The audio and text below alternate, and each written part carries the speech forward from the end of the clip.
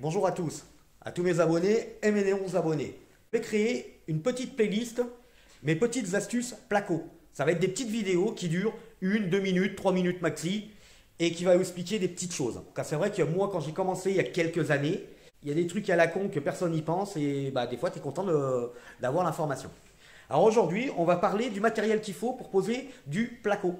Alors c'est vrai que quand tu débutes, tu as toujours besoin de savoir à peu près le matériel qu'il te faut. Alors je vais te donner l'essentiel du matériel pour pouvoir créer du montage en préfilé et aussi de poser tes placos. Je ne parle pas de tout ce qui est bande à joint. Il faudra un marqueur. Ça c'est pour marquer les longueurs quand tu vas faire tes découpes sur tes profilés. Un cutter pour couper le placo. Un mètre pour prendre tes mesures. Alors, il te faudra aussi une scie cloche pour faire les trous de prise, les trous d'interrupteur, les trous de spot. Et il te faudra aussi une scie voleur. Une meuleuse avec un disque à fer assez fin. C'est-à-dire, moi, je l'utilise essentiellement quand je coupe les fourrures.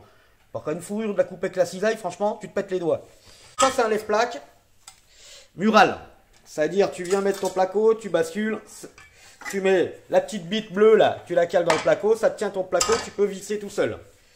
Il va te falloir une râpe à placo, c'est-à-dire quand tu fais tes découpes pour avoir un truc propre, tu râpes un coup. Alors ça c'est une pince à sertir montant rail, c'est-à-dire tu vois, c'est pour sertir tes montants et tes rails. Une cisaille pour couper tes montants ou tes rails ou tes lisses. Alors il te faut aussi un perfo avec des mèches à béton qui correspondent à tes chevilles à frapper.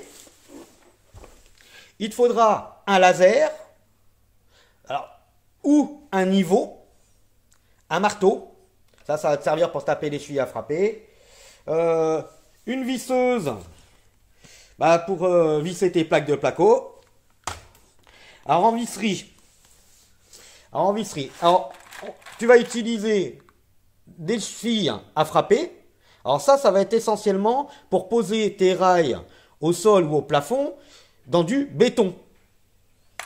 Si au sol, si au plafond, ou quand tu vas mettre des montants le long des murs sur de la brique creuse, ou du placo creux, quand tu arrives à mettre des fois les rails en haut, tu vas utiliser des chevilles mollies.